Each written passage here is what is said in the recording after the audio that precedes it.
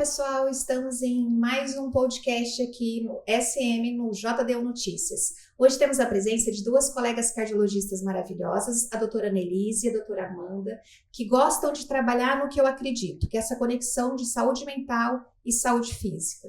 Na verdade, eu sempre falo que o nosso corpo é uma máquina perfeita e que corpo, mente, espiritualidade precisam sempre andar juntos.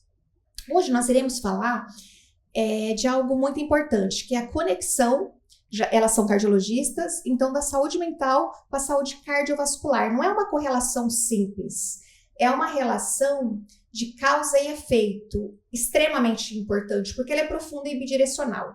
Tanto a saúde mental tem extrema importância na saúde cardiovascular, assim como a saúde cardiovascular tem reflexos importantíssimos na saúde mental. Então, vamos começar a falar um pouquinho dessa coisa bidirecional, dessa grande conexão, extremamente importante para nós.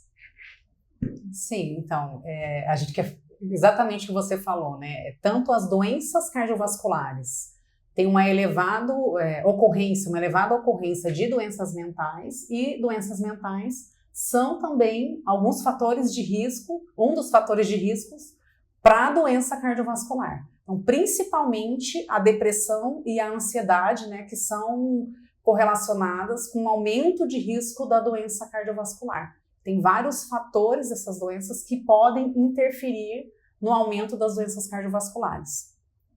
E não só no aumento, mas também na adesão ao tratamento, porque aquele paciente que tem, às vezes, uma doença mental, ele tem uma adesão menor ao tratamento de doença cardiovascular. E aquele paciente que teve um infarto, ele vai ter uma adesão menor também por estar, né, com tristeza, com ansiedade, com depressão, até um luto pela doença que ele acabou desenvolvendo, né? E tem estudos mostrando que, às vezes, o profissional não consegue, muitas vezes, diagnosticar isso. Então, por exemplo, um cardiologista, se ele não tem um tempo de consulta e uma escuta ativa para esse paciente, como que ele vai saber disso? Porque muitas vezes nós somos prescritores de remédio, e é isso que a gente vem tentando lutar contra. Então, se você não tem um tempo de consulta adequado e não conhece aquele paciente, como é que você vai saber a rotina dele, se ele dorme bem, se ele pratica exercício físico, o que ele come, como que ele come. Então, é todo, né, até você chegar na saúde mental, tem todo um tempo de conexão entre o paciente e o médico, que essa escuta o médico tem que permitir isso, né? Senão a gente não consegue atingir esse paciente para que ele melhore a saúde mental dele. Geralmente, quando a gente está no consultório, você ter esse tempo maior de consulta, estar de ouvidos abertos sem julgamentos em relação ao paciente, para você entender o todo, né? O que ele passa no dia a dia, como ele dorme, o que ele come, se faz atividade física, como a Annelise falou, né? Então a gente tem que entender o indivíduo como um todo e ver fatores que possam estar aumentando o risco cardiovascular. Uma pessoa que é deprimida, por exemplo, ela tem um humor mais deprimido, muitas vezes ela não se cuida, né? Ela tem a tendência a ter hábitos de vidas que não são saudáveis, então às vezes tem eu sempre pego muitas vezes um jet lag semanal, aí jet lag de fim de semana, né? O paciente não dorme durante a semana, aí durante o fim de semana ele dorme o fim de semana inteiro, aí come, não faz atividade física, então sempre gosto de alimentos que são mais palatáveis, né, que é alimento gorduroso, industrializado, que tem excesso de açúcares, então isso tudo vai colaborar para que ele tenha sedentarismo, obesidade, aumentando o risco de doenças cardiovasculares, um pré-diabetes ou diabetes, colesterol alto, então tudo isso também aumenta o risco, né? E além disso, os pacientes que têm ansiedade, né? E eles estão com estresse e ansiedade, né? Que são alterações que o paciente está sempre alerta, né? Ele não dorme direito, ele está sempre com a adrenalina lá em cima, então ele pode aumentar o risco de arritmia cardíaca, a pressão aumenta, o coração acelera, o cortisol está lá em cima, e tudo isso também aumenta o risco cardiovascular. Então aumenta a chance de ter infarto, aumenta a chance de ter plaquinhas nas artérias, que é essas plaquinhas que levam ao infarto, ao AVC. Então tudo isso é importante. A gente vai ter que fazer essa avaliação na consulta médica, né? Como que a gente vai saber o risco dele, né? Eu acho que é muito interessante essa análise. E não só o que a Annelise falou, a questão de prescritor, né? Eu sempre achei que nós não somos meros prescritores de medicações. A gente transforma a vida das pessoas, a gente faz um diagnóstico, a gente é juiz da vida dos pacientes, A gente dá um diagnóstico, aquilo é uma sentença. Sim. E a partir daí você tem que ajudar ele naquilo. Ferramentas para que ele possa tratar isso, né? Porque muitas vezes nós, cardiologistas, somos a primeira porta de entrada para um paciente com ansiedade ou depressão. A gente pega muito um paciente que vem preocupadíssimo porque ele está com dor no peito. E aí você começa a investigar, você vê que não é uma dor típica do infarto.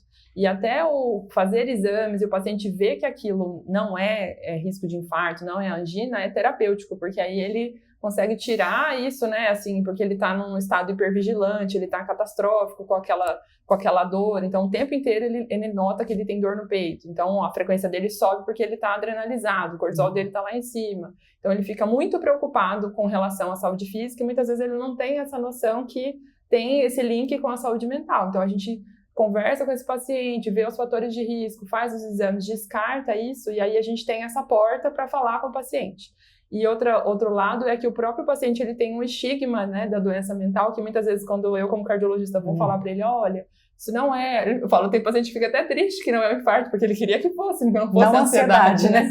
Então, pânico, né? O pânico, tem muitos casos de transtorno do pânico que a gente faz diagnóstico, porque eles sentem realmente... Que é uma dor, né? Assim, exato, é real, né? E eles acham que não que quando a gente fala que é pânico, eles falam, não, mas eu tô sentindo. Mas a gente não tá falando isso. Na verdade, é real, você está sentindo, porém, a causa é uma alteração química cerebral. Não é uma alteração cardiológica, né? É isso. Na verdade, muitos pacientes chegam no consultório psiquiátrico depois da avaliação cardiológica, né? E cada vez mais eu venho observando quantas pessoas procuram cardiologista em decorrência de pseudoprecordialgia, né? Então, eles chegam, essa coisa do pânico, da sensação iminente de morte, é algo desorganizador para o paciente, inclusive para todos os familiares. Por isso que eu falo.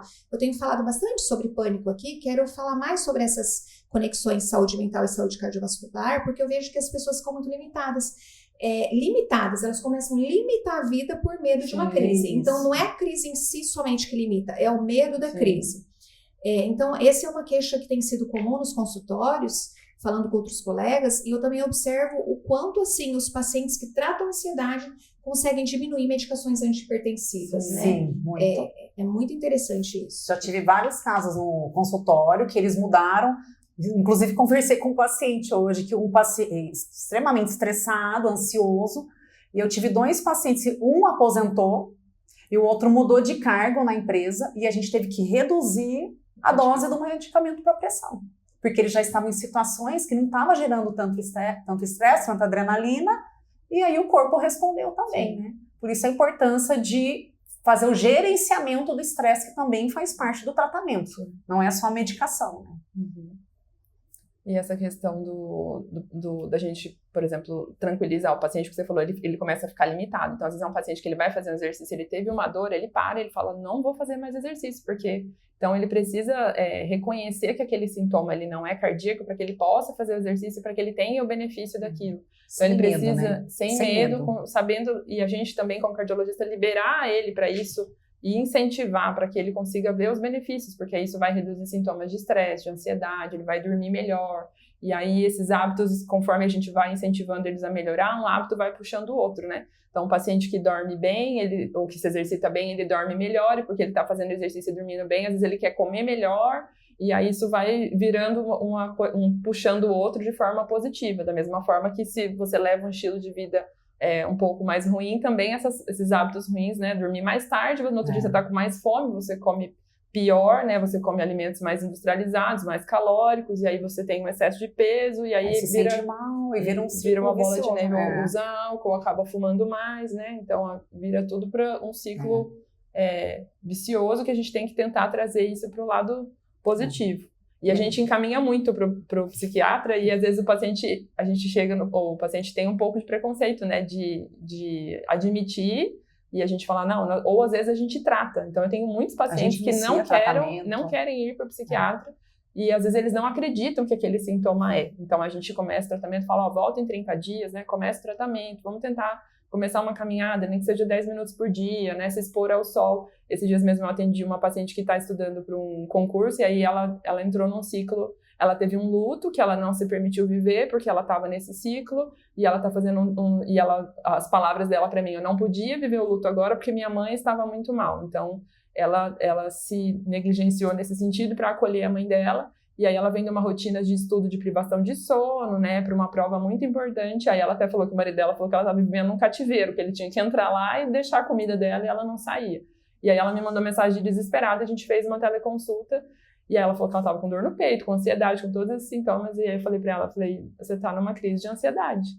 E aí ela falou que ela me mandou mensagem hoje, eu passei a medicação, e ela falou, doutora, eu não tomei a medicação porque eu fui na psicoterapia, ela fez comigo, eu consegui reconhecer, né, tudo que eu estava sentindo e aceitar que eu poderia viver aquele luto agora, entender os sintomas, e aí as metas que a gente fez com ela foi ela levantar de manhã, tomar um café dela lá na área externa da casa dela, tomar um sol, sair para fazer uma caminhada de 10 minutos no final da tarde, para eu conseguir tirar ela daquele ambiente. Então, são coisas muito pequenas que a gente precisa, né, fazer, às vezes, para o paciente conseguir aceitar. Às vezes, não é a medicação de primeiro, que ele aceite conversar com um profissional, né, e tudo isso traz um benefício. Então, ela falou, já estou conseguindo dormir, eu me permiti chorar, porque eu estou vivendo um luto, então, né, eu preciso viver esse luto agora.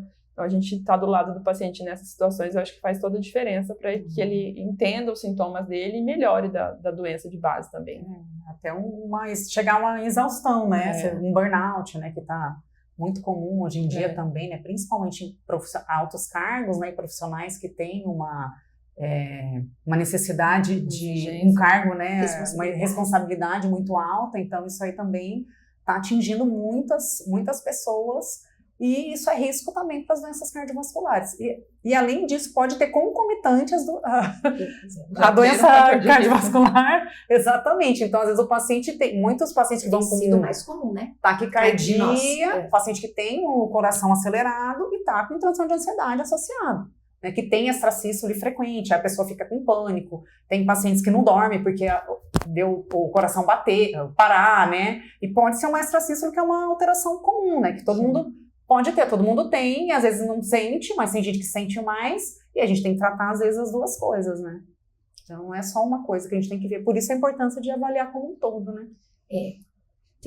Na verdade, antigamente a medicina, o ser humano era visto como um todo, depois eu falo que o ser humano foi compartimentalizado, e agora, graças a Deus, o ser humano tem voltado a essas coisas que são extremamente importantes, que é o essencial. O centro é o paciente, a gente existe pelo paciente.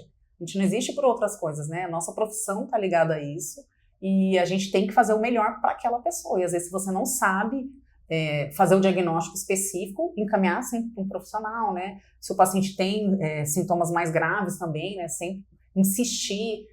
Nossos pacientes, como a gente trabalha com questão de mudança de estilo de vida, né, metas, e a parte da terapia é importante, é muito importante o paciente fazer, porque ele tem que mudar os hábitos, né, e mudar os hábitos é muito difícil. Então, tipo, o que você fez até agora, a gente vai ter que mudar. Como? Ninguém muda de um dia para o outro, né? Eu até estava falando com a Annelise antes, a importância do autoconhecimento, né? Então, para que tenha saúde física, mental, até a própria espiritualidade requer autoconhecimento. Sim. E autoconhecimento por si só, sozinho, não é fácil, né? E terapia para quê? Gente, terapia não é castigo, não é punição, pelo contrário, terapia é qualidade de vida. Terapia é um prêmio, é um brinde para você. É um presente. É um presente para você. Eu falo que é um investimento. Não vamos ser hipócritas, no geral, terapias não são baratas, mas eu falo que é o maior investimento que nós podemos fazer por nós mesmos. Interessante esse caso que a Annelise que você estava falando, né, Annelise? Porque essa coisa do pânico, eu sempre uso uma frase que pânico é o grito da alma em desespero por libertação. Essa pessoa, ela não pôde vivenciar um luto provavelmente importante, todos nós merecemos vivenciar luto, que é uma coisa já muito dolorosa. Se a gente abafa com o decorrer dos anos, essa dor só aumenta e geralmente acaba culminando com depressão, nos casos em que realmente ele foi negligenciado. E ela tá fazendo uma crise de pânico, né? Então, assim, é um desespero. É o desespero por quê? Porque ela não pôde viver algo. Então, eu falo que o pânico é o grito da alma, desespero por libertação. É alguma coisa que precisa sair. Sim. A pessoa precisa mudar o estilo de vida, ela precisa mudar o trabalho, ela precisa mudar os relacionamentos, os vínculos. Então, assim, tem sempre algo dela que requer, com muita urgência, uma mudança, né? E essa questão do luto, até conversei com outra paciente que eu atendi também com ansiedade essa semana. E eu sempre falo para o paciente que muitas vezes eles querem determinar, por exemplo, essa paciente foi óbvio que ela foi o luto e tudo que ela estava vivendo, mas às vezes a gente pega um paciente que ele fala, a fala dele é assim, mas eu não estou vivendo uma fase ansiosa, não estou agora. A outra paciente foi assim, ela vem de 4 anos de um processo de faculdade online, 3 filhos pequenos, uma correria, e agora acabou tudo isso. E agora ela está manifestando sintomas de ansiedade. E aí eu falei para ela, a nossa mente não funciona dessa forma temporal, né? O nosso inconsciente está absorvendo coisas da nossa vida inteira. Reação, né? E agora que você parou, muito provavelmente você está somatizando isso. Então, às vezes não tem essa conexão direta, porque muitas vezes o paciente vai para terapia, e até eu, quando fui para terapia, uma vez eu falava assim, mas a gente precisa, porque é muito prática, né? Preciso resolver. O que me trouxe até aqui? Então, assim, 2 sessões eu quero aqui na minha mesa no relatório, porque não tem tempo, né? Já foi, né? Então, assim, não é dessa forma, né? A gente tem que processar tudo isso, e o inconsciente está processando tudo o tempo inteiro.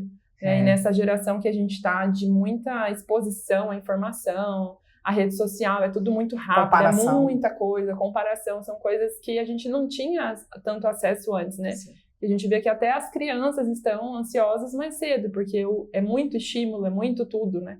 E, pessoal, vocês estão vendo, esse é um assunto muito amplo, muito interessante, e nós daremos continuidade a ele. Então, hoje nós trouxemos aqui uma amostrinha, para que estimule, espero que desperte em vocês a busca pela qualidade de vida. Todos nós temos o direito, todos nós merecemos viver bem. É claro que viver bem depende de cada um de nós. Enquanto adultos, ninguém pode fazer absolutamente nada por nós. E nós continuaremos com esse podcast, porque realmente é um tema muito importante. Eu gostaria de agradecer minhas colegas, muito obrigada pela presença, e daremos continuidade daqui a uns dias. Obrigada pela oportunidade. Nós agradecemos. jotd1noticias.com, a notícia no seu celular.